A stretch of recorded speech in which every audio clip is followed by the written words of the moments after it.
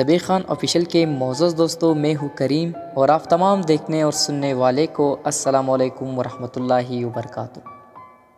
دوستو، آج ہم کوئٹہ کے بارے میں بات کریں گے۔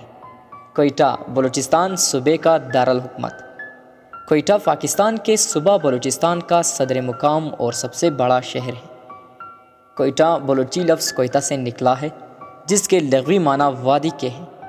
کوئٹہ شہر سطح سمندر سے تقریباً 1700 میٹر سے 1900 میٹر کی بلندی پر واقع ہے اور اپنے بہترین معیار کے پلو کے پیداوار کے لیے مشہور ہے۔ یہ بنیادی طور پر خشک پہاڑوں میں گرا ہوا شہر ہے، جہاں سردیوں میں شدید سردی اور برف باری ہوتی ہے۔ کوئٹہ پاکستان کا 10واں سب سے زیادہ آبادی والا شہر ہے، جس کی آبادی 1.1 ملین سے زیادہ ہے۔ یہ ملک کے جنوب مغرب میں افغانستان کے ساتھ بین الاقوامی سرحد کے قریب واقع ہے۔ یہ صوبہ بلوچستان کا دارالحکومت ہے، جہاں یہ سب سے بڑا شہر پاکستان اور افغانستان کی سرحد کے قریب شمالی بلوچستان میں واقع ہے، اور قندھار جانے والی سڑک کوئٹہ دونوں ممالک کے درمیان تجارتی اور مواصلاتی مرکز ہے۔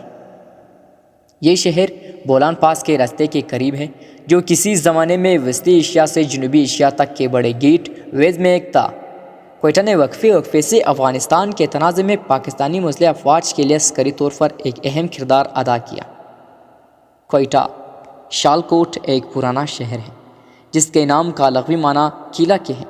خیال ہے کہ یہ نام کسی قلعہ کی وجہ سے نہیں، بلکہ اس کی وجہ سے پڑا کہ کوئٹہ چاروں طرف سے پہاڑوں سے گرا ہوا شہر ہے، جس سے وہ ایک قدرتی قلعہ ہے۔ اس کے اطراف میں جو پہاڑ ہے، ان کے نام چلتن، زرغون اور مردار ہیں۔ سب پہاڑ بنیادی طور پر خشک ہے۔ کوئٹہ قدیم شہر ہے، جس کے وجود کا ثبوت 6 صدی عیسوی سے ملتا ہے۔ اس وقت یہ ایران کی ساسانی سلطنت کا حصہ تھا۔ 7ویں صدی عیسوی میں جب مسلمانوں نے ایران فتح کیا تو یہ اسلامی سلطنت کا حصہ بن گیا۔ 11ویں صدی عیسوی میں محمود غزنوی کی فتوحات میں کوئٹہ کا ذکر ملتا ہے۔ اس کے بعد ایک خیال کے مطابق کانسی قبیلہ کے افراد نے تخت سلیمان سے آ کر کوئٹہ میں بڑی تعداد میں سکونت اختیار کی۔ 1543 عیسوی میں مغل شہنشاہ ہمایوں جب شیرشاہ سوری سے شکست کھا کر ایران کی طرف فرار ہو رہا تھا تو یہاں کچھ عرصہ قیام کیا تھا، اور جاتے ہوئے اپنے بیٹے اکبر کو یہی بات چھوڑ گیا، جو 2 سال تک نہیں رہا۔ 1556 عیسوی تک کوئٹہ مغل سلطنت کا حصہ رہا، جس کے بعد ایرانی سلطنت کا حصہ بنا۔ 1559 میں دوبارہ شہنشاہ اکبر نے کوئٹہ کا اپنی سلطنت کا حصہ بنا لیا۔ 1730 عیسوی کے بعد یہ ریاست کلات میں شامل رہا۔ 1828 عیسوی میں ایک یورپی مسافر کے مطابق کوئٹہ کے ارد گرد مٹی کی ایک بڑی دیوار تھی، جس نے اسے ایک قلعہ کی شکل دے دی، اور اس میں تقریباً 300 گھر آباد تھے۔ 1828 میں کے بعد کوئٹہ کے جائزہ لینے کے لیے کئی انگریز مسافر کوئٹہ آئے، جن کا مقصد انگریزوں کو معلومات مہیا کرنا تھا۔ 1839 عیسوی کے پہلی برطانوی افغان جنگ کے دوران انگریزوں نے کوئٹہ پر قبضہ کر لیا۔ 31 مئی 1935 عیسوی کو کوئٹہ میں ایک بڑا زلزلہ آیا، جس نے پورے شہر کو آنن فانن مٹی کے ڈھیر میں تبدیل کر دیا، اور ایک اندازہ کے مطابق 40,000 افراد چند دقیقوں میں ہلاک ہو گئے۔ اس قیامت خیز زلزلہ نے کوئٹہ کو بالکل تباہ کر دیا، اور شہر میں کوئی عمارت نہ چھوڑی۔ یہ زلزلہ رچرڈ کے معیار کے مطابق 7.1 کی شدت کا تھا۔ اس کا شمار جنوبی ایشیا کی تاریخ کے 4 بڑے ترین زلزلوں میں کیا جاتا ہے، جس کے بغیر کوئٹہ کی تاریخ نامکمل ہے۔ اس زلزلہ کے بعد کوئٹہ کی تعمیر نہ ہوئی، مگر تمام عمارات یک منزلہ تھے۔ اس کے علاوہ برطانوی لوگوں نے چونکہ اپنے فوجی اڈے افغانستان کی سرحد کے ساتھ بنا لیے تھے، آہستہ آہستہ اس نے اپنی حیثیت دوبارہ مستحکم کر لی۔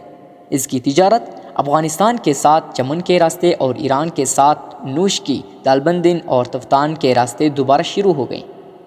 آزادی کے بعد 1947 عیسوی میں پاکستان کی آزادی کے بعد کوئٹہ بلوچ علاقے کا صدر مقام تھا۔